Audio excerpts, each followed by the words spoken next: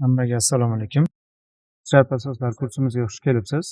Kursimiz sizlar uchun manfaatli bo'ladi degan umiddaman. Bu kursimiz C# asoslarini o'rgangani uchun hech qanday dasturlash bo'yicha boshlang'ich bilimlar talab etilmaydi.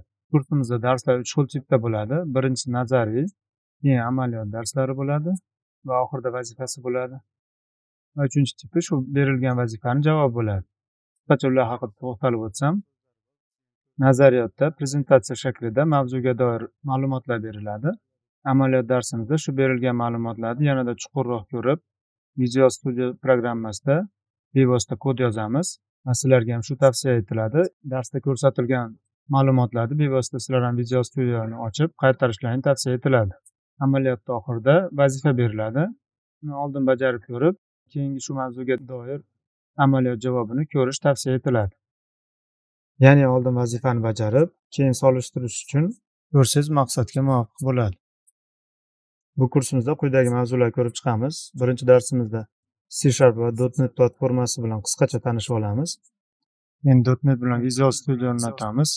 Uchinchi darsimizda sintaksisini ko'rib chiqamiz.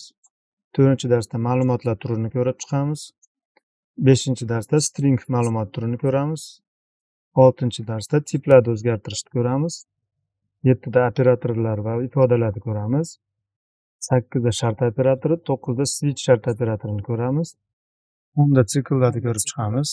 11-darsimizda while va do while takrorlash operatorlarini ko'rib chiqamiz. Bu kursimiz sizlar uchun foydali bo'ladi degan umiddamiz. Kursimiz darslarida ko'rishguncha xayr, sog' bo'ling.